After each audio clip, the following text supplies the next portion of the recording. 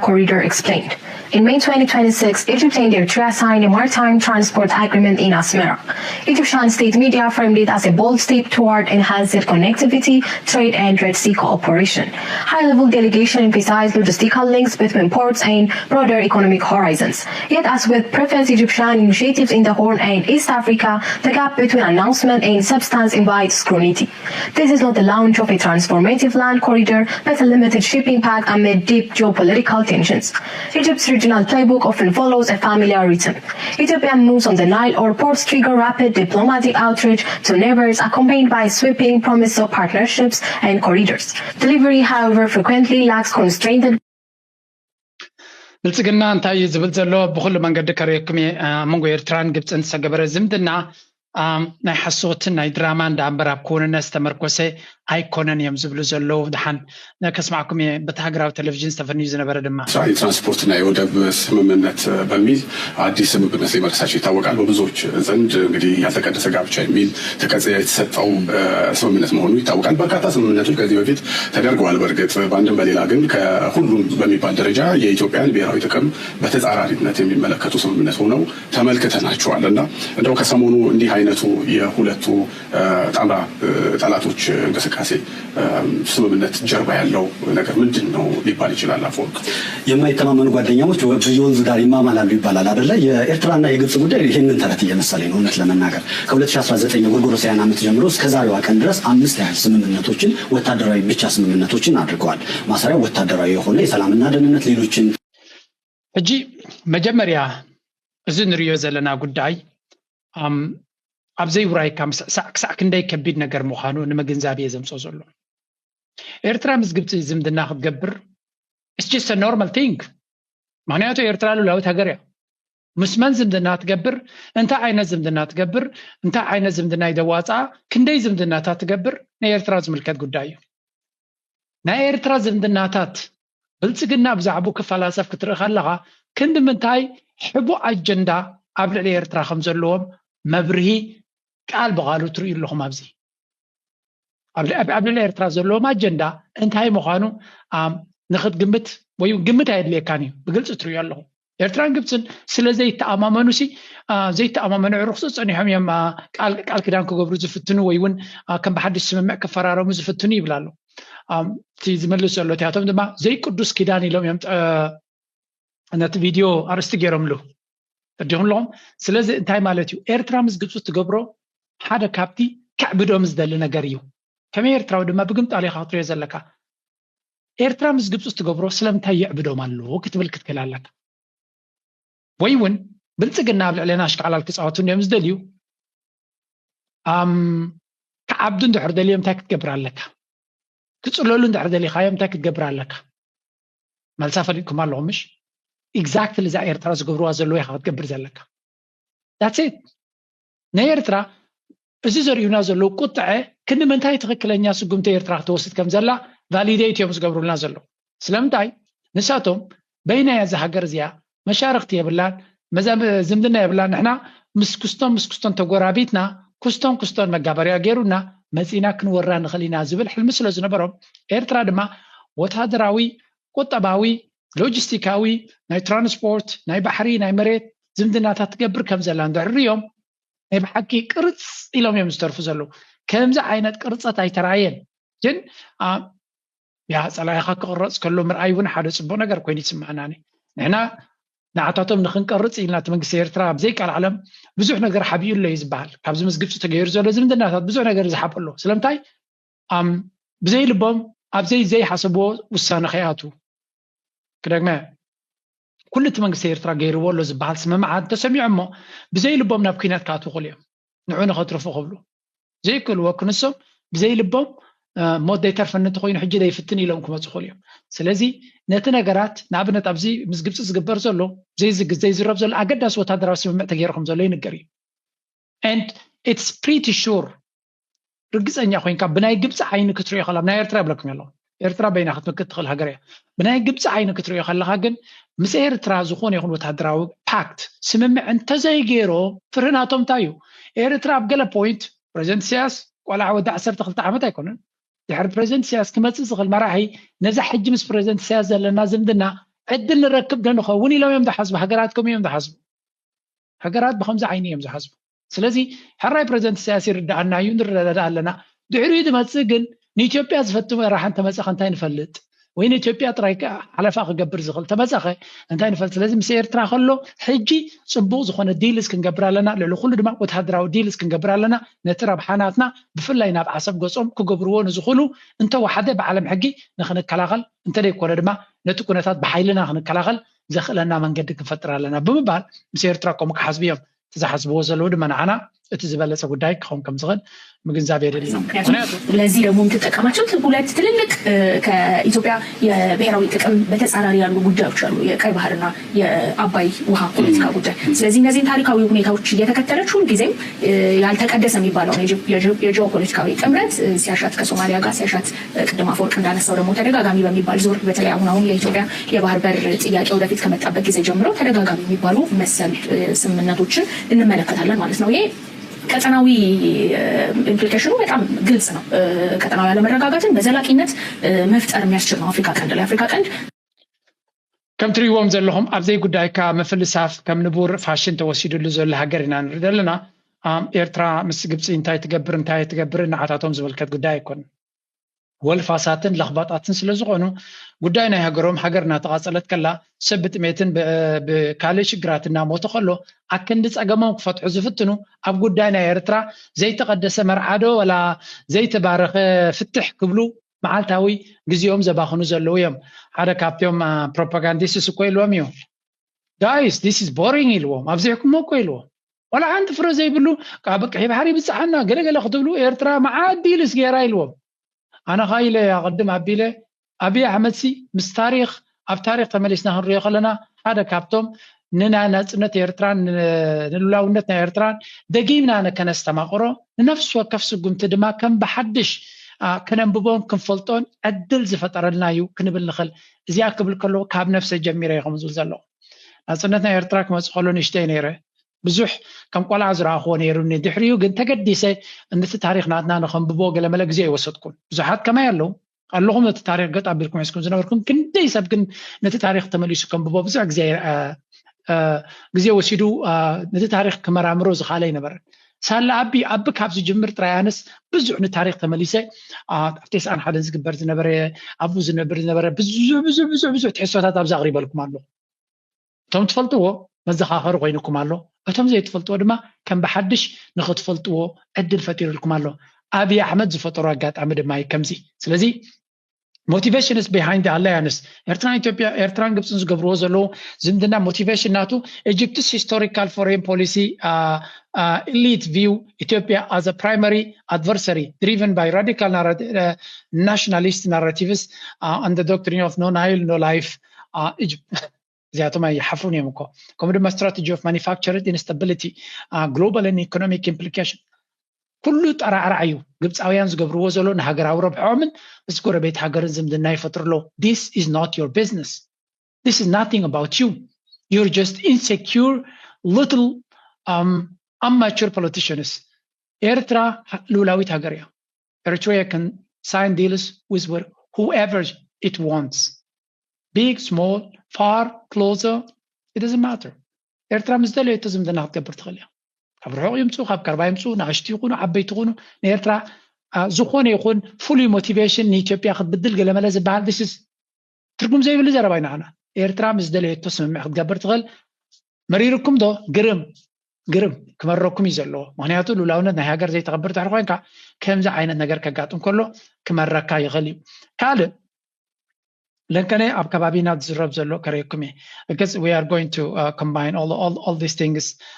ኣብ ሓደ ነገር ኮምባይን እናገበርናዮም ክመፅእ ኢና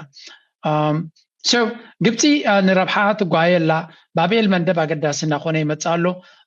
ብሰንኪ እዚ ኣብ ከባቢና ኣጋጢሙ ዘሎ ኩነታት ድማ ብዙሕ ፀገማት ኣጋጢሙሎ እንዲና ንብል ዘለና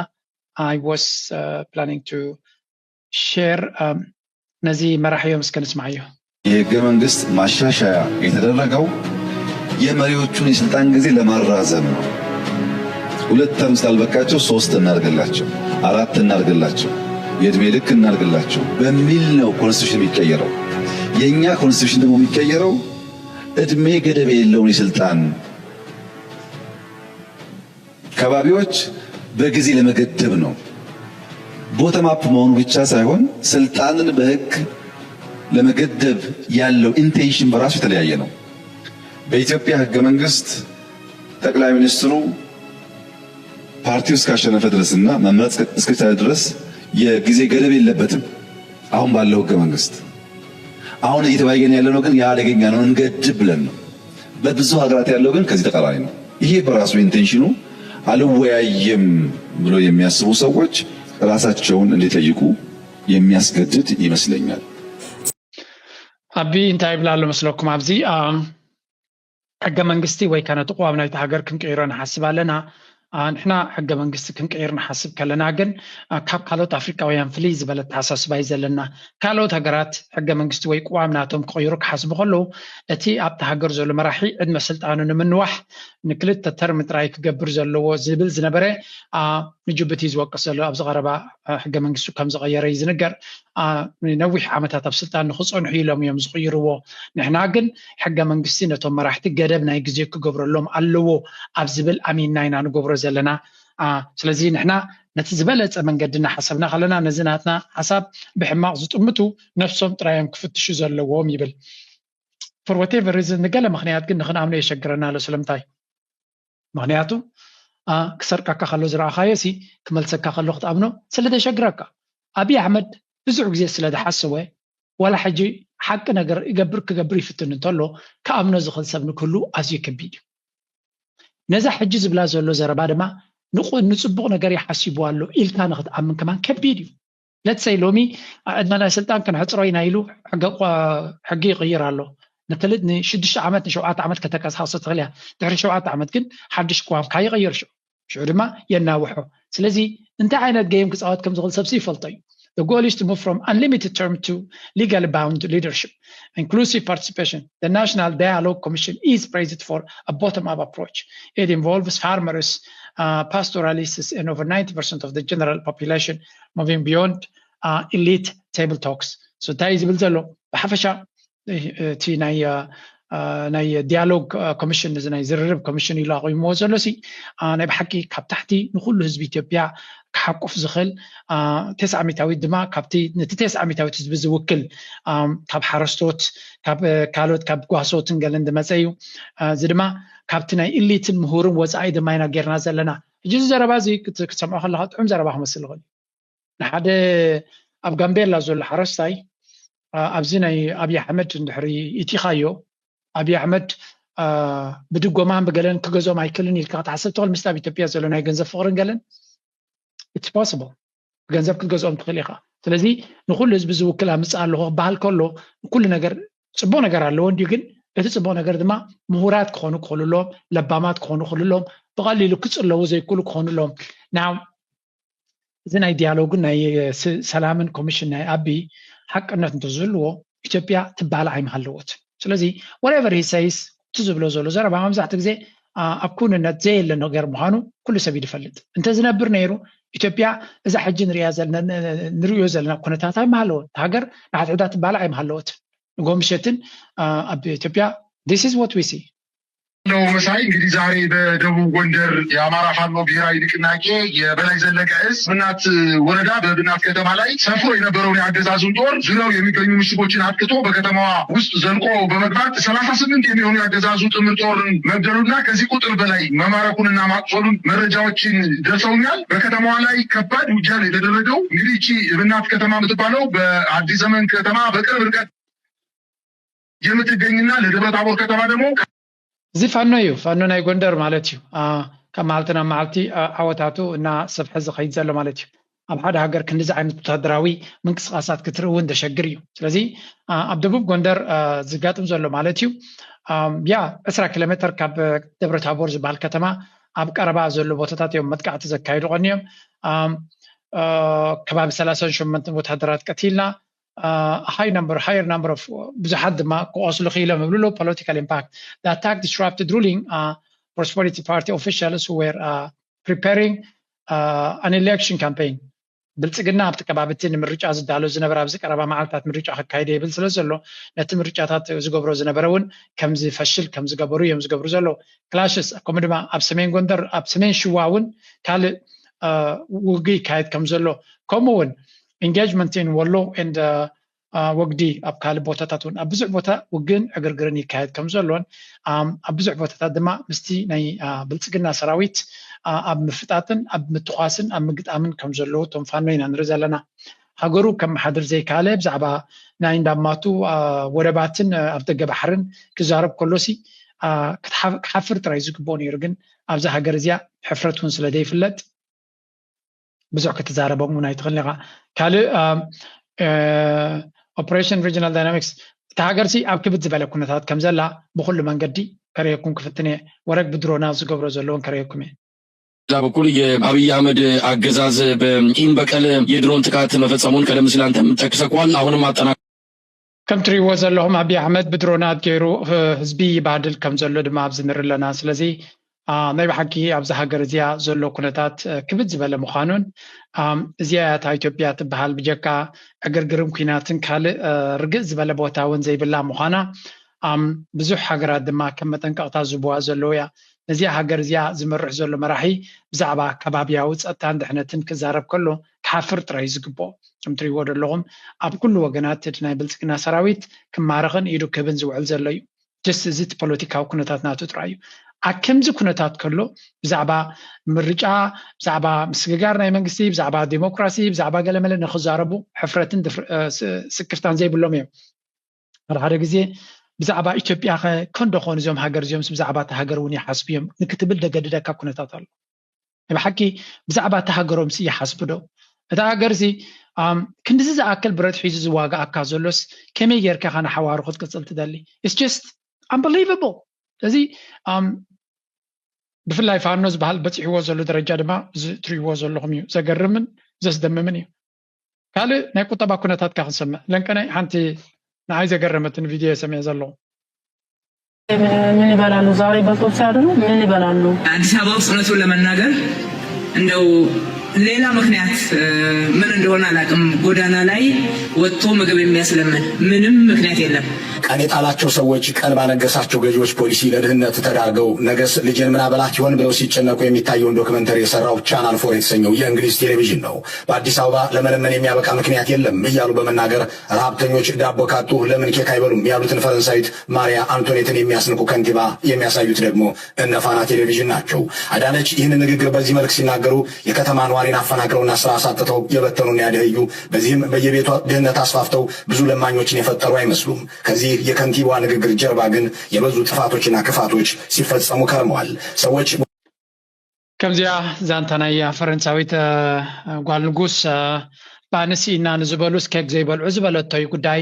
ኣብ አዲስ አበባ ሲ ኣብ ጎደና ንመግቢ ዝልምኑሲ ምክንያት የብሎምን ዘለምን ናይ መግቢ ፀገምሲ የብሎምን ናበለት እያ ትዛረብ ዘላ ኣብ ኢትዮጵያ ድማ ኣይኮነን ተራ ሰባት ድኽነት ዘጥቅዖም ኣይኮነን መምሃራንን ሰራሕተኛ ቤት ፅሕፈትን ከይተረፉ ናብ ምልማን ገጾም ንኽኣትዉ ዘገድድ ካብ ሆቴላት ተረፍ መረፍ ክልምኑ ከም ዝረኣዩ ብዙሓት ዓበይቲ ሚድያታት ናይ ኢትዮጵያ ክገልጹ ሰሚዕና ኢና ስለዚ እዞም ሰባት ዚያቶም ኣብ ናይ በይኖም ደሴት ከም ዝነብሩ ዘለውን እታ ናይ በይኖም ደሴት ድማ ነቲ ሓቂ ተፍልጦም ኣይኮነትን ነቲ ኩንነት ተፍልጦም ኣይኮነትን ስክፍታ ዝበሃል የብሎምን ንሳቶም ኣብ ምቾት ይነብሩ ኣለዉ ካልእ ህዝቢ ድማ ከማቶም ኣብ ምቾት ዝነብር ዘሎ እዩ ዝመስሎም ዘሎ ብሓቂ ዘሕዝን ምዃኑ እዮም ዝንገር ዘሎ ስለዚ